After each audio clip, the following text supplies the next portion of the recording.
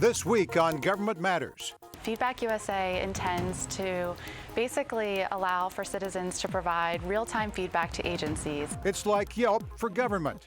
The General Services Administration launches a pilot program called Feedback USA. That the White House really, I believe, wanted to make a clear message that Congress really needs to do something on this issue, that it's really critical and they really needed to get behind this bill. CISA derailed. Privacy concerns forced the Senate to punt on the Cybersecurity Information Sharing Act. Well, I think the results are promising in that federal agencies are stepping up and taking some much needed actions to improve their security. However, once again, these are fundamental things. The results are in, but after a cyber sprint, federal agencies have a marathon ahead. You can help Uncle Sam improve his security posture.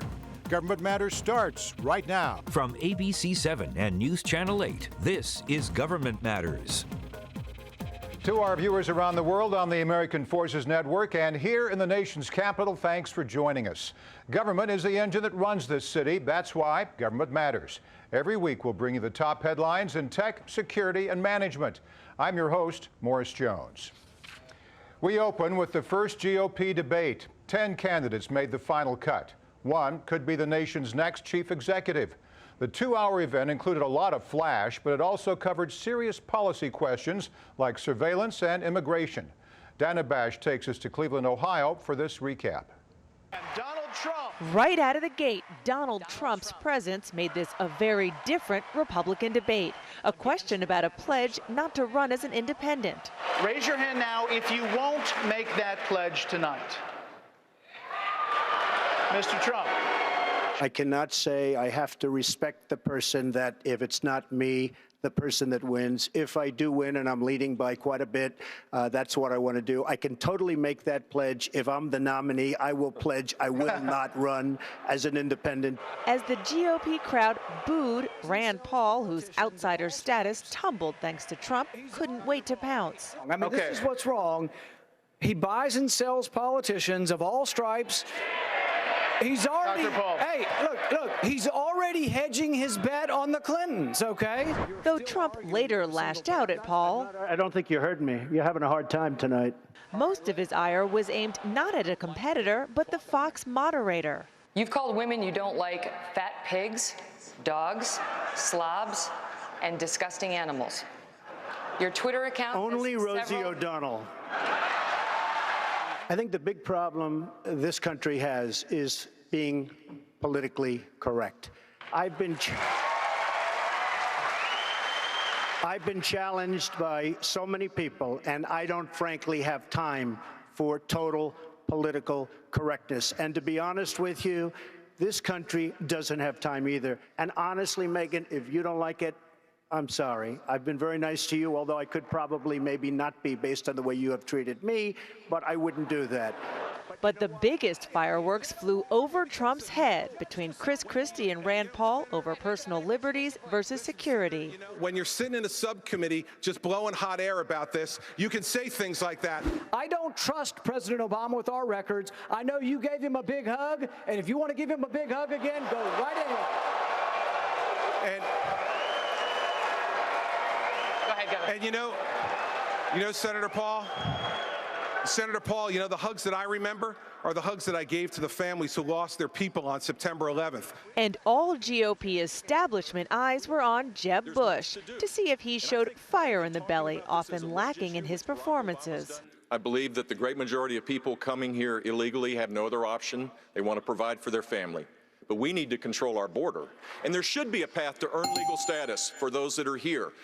Not amnesty, earn legal status. Bush's former protege, Marco Rubio, showed off his talent for rhetorical flair. I think God has blessed us. He's blessed the Republican Party with some very good candidates. The Democrats can't even find one. And Ohio Governor John Kasich had this memorable moment. I just went to a wedding of a friend of mine who happens to be gay. Because somebody doesn't think the way I do, doesn't mean that I can't care about them or I can't love them. So if one of my daughters happened to be that, of course I would love them and I would accept them. These candidates know a key test for many GOP voters is who can best take on Hillary Clinton.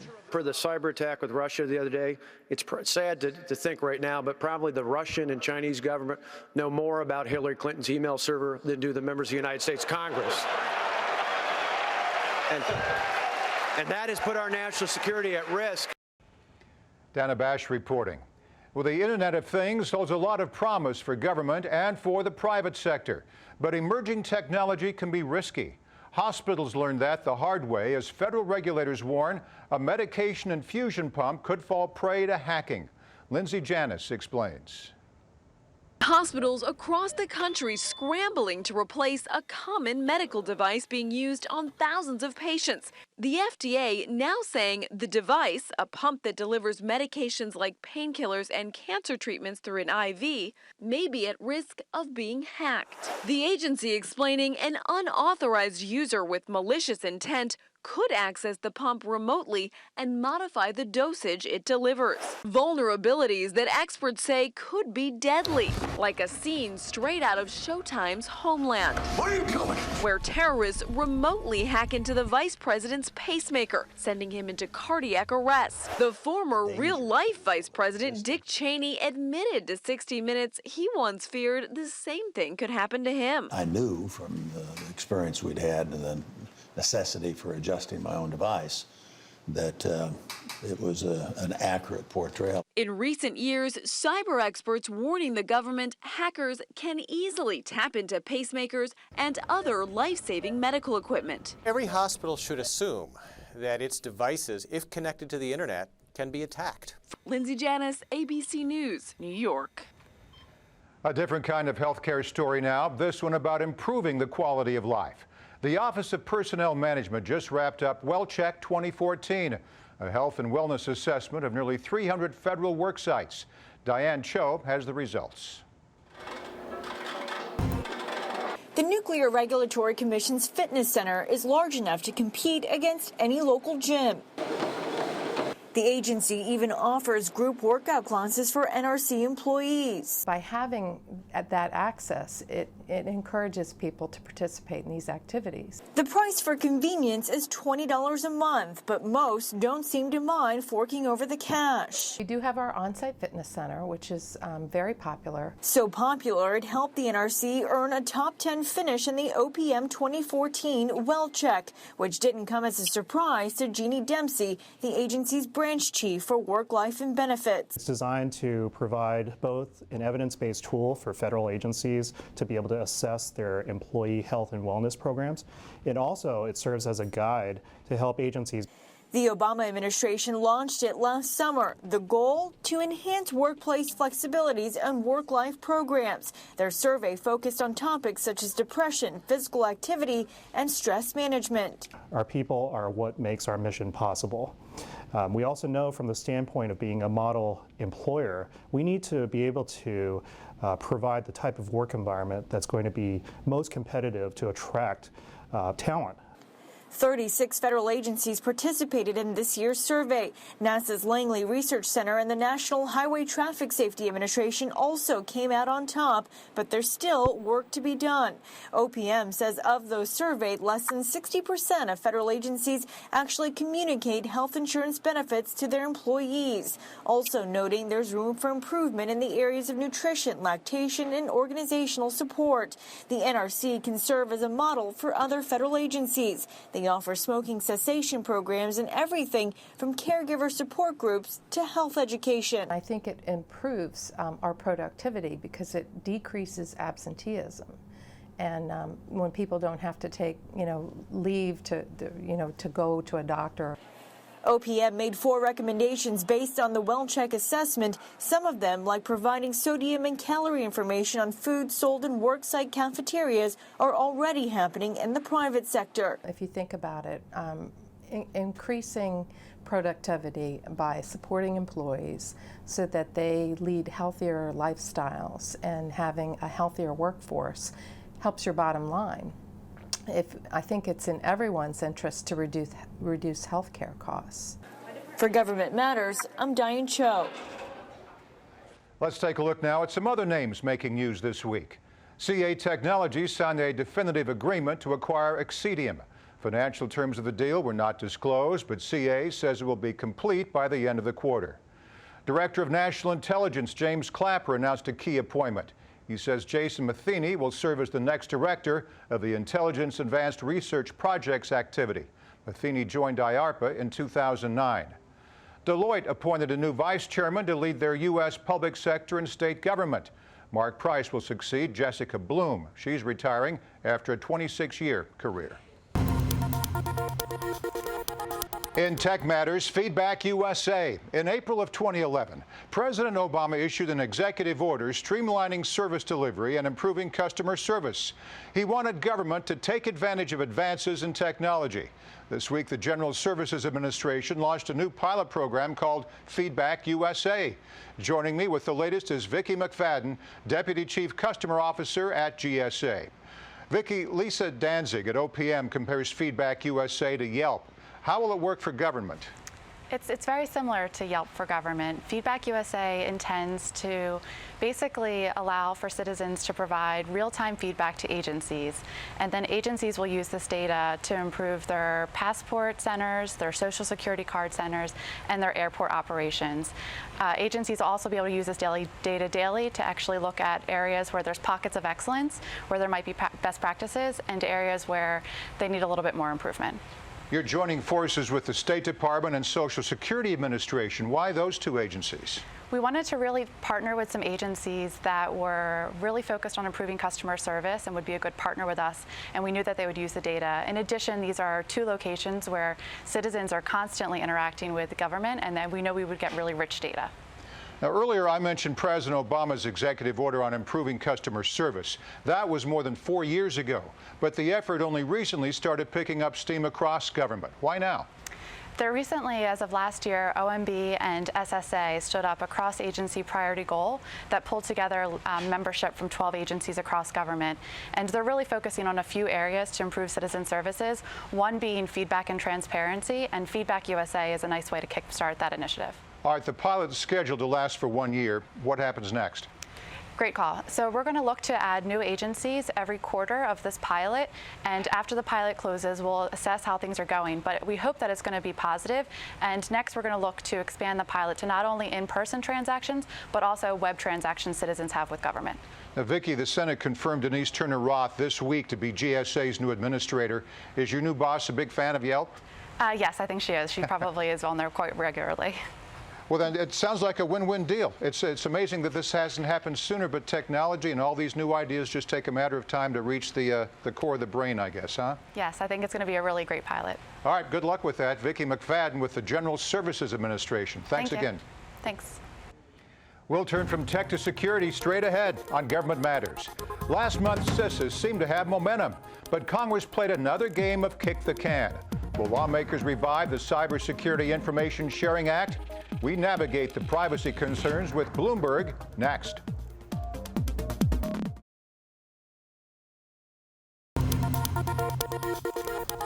In security matters, CISA, the Cybersecurity Information Sharing Act.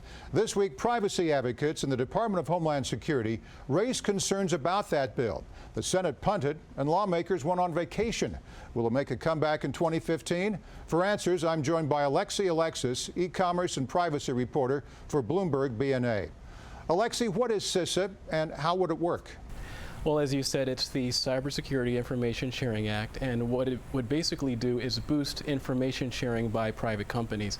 The concern currently is that companies are reluctant to share information about hacking incidents because of the fear of lawsuits. So what this would do is provide legal protections.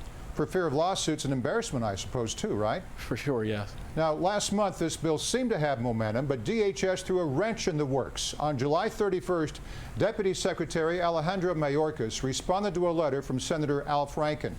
Here's an excerpt. We have concerns with the bill that permits sharing with agencies other than DHS and that mandates real-time dissemination of indicators without delay or modification. He says those provisions would actually undermine the bill's privacy goals. Now, this letter surprised me. Why, at the 11th hour, would DHS take a position directly at odds with the Obama administration? Well, that's a good question, and one thing to keep in mind is that the White House was responding to a revised version of the legislation and was happy with some of those changes. The DHS letter was apparently in response to a previous version of the legislation, and it's unclear, at least to me, whether DHS is happy with the new version. Another thing to keep in mind, though, is that the White House really, I believe, wanted to make a clear message that Congress really needs to do something on this issue, that it's really critical and they really needed to get behind this bill. Now, Alexei, amendments also played a role in derailing this bill. Tell me more. Well, on one hand, you had strong privacy advocates on Capitol Hill who wanted to make changes. And then on the other hand, you had a bunch of other senators who wanted to expand the bill and address other issues that currently are not addressed in the bill. And so that, along with the privacy concerns, just made it difficult to get a bill quickly through the Senate in the final days before the August recess. Now, Congress managed to pass a few small cyber bills over the past few years, but a big piece of legislation like CISA has proved more elusive. Think it'll make a comeback sometime this year? Well, there's a good chance. In the week that the Senate was working on this, just before they left, they reached an agreement that allows the majority leader to bring the bill back after the recess at a time of his choosing with 21 amendments. And so that's progress. But the problem is that when Congress returns in the fall, they're going to have a bunch of pressing issues to deal with, including the Iran nuclear agreement. And they still have a lot of issues to work through on cyber. So we'll see. I mean, cyber is still a high priority for both the president and for Congress. So there's a good chance that it'll get through. Stay on top of this for us, because we will revisit the issue later on in the program. Alexei Alexis, reporter for Bloomberg BNA. Thanks again. Thank you. We'll turn from security to management straight ahead on Government Matters. CISA is only one piece of the puzzle. The OPM hack proves government needs to dramatically improve its security posture. A public-private partnership wants to help. We crowdsource solutions next.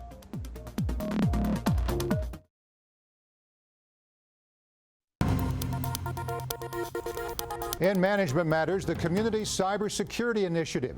This month, ACT-IAC will crowdsource insights with a very specific goal in mind: dramatically improving government security posture. The program follows a devastating cyber attack on the Office of Personnel Management and a 30-day cyber sprint by the White House. For more, I'm joined by Dave McClure, Chief Strategist of Veris Group, Executive Vice Chair of IAC, and former GSA Associate Administrator. He won FCW's prestigious Eagle Award in 2012. Dave, we've got a lot of ground to cover. Let's start with the cyber sprint. Federal Chief Information Officer Tony Scott says, quote, "One of the most significant steps any organization can take is requiring the use of hardware-based personal identity verification card or an alternative form of strong authentication."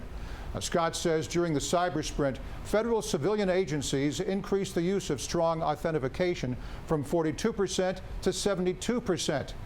That's a big improvement, but it's also cause for concern. What do you make of the cyber sprint results?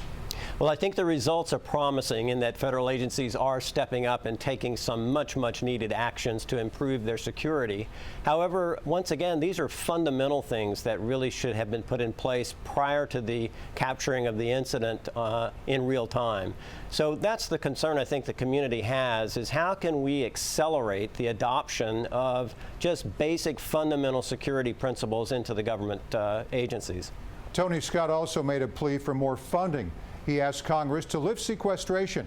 He also asked them to pass the president's 2016 budget request. It would increase cyber spending by 11%, or $1.4 billion. Is more funding the answer here, Dave? Well, security is resource starved. It's just like everything else in the federal government. With sequestration and with budget cutbacks, security is usually one of the areas that also suffers. So I think we're going to see a strong period of critical investment in security, both in people, tools, as well as assistance from the private sector, in order to get this back on track and to get the kind of energy that's needed behind it to make a difference. ACT-IAC will pick up where OMB left off. Tell us about the Cybersecurity Innovative Initiative. This is a very, very interesting initiative that we've launched out of ACT-IAC. It's an ideation platform where we're inviting both industry and government to submit their ideas for ways in which we can fundamentally improve the security posture of the federal government. And the suggestions can range from just simple vulnerability assessment tools to risk management procedures, to authentication technologies, to risk management approaches. We've come up with quite an array of topical areas that we're seeking input on from both industry and government. Do you think the innovation initiative is long overdue? I think it is. We collectively, as both public and private sector partners, can, I think, pour more energy into this than as single entities or single organizations. So we're hopeful that the creation of a dialogue and the vetting of a lot of different great ideas can make those that really could make a difference, short-term and long-term, surface to the top. Now, Dave, you spent nearly 3 decades in government. Quantify the cyber problem for us. Is it the most significant challenge in the history of federal IT? It is definitely a significant challenge for lots of different reasons.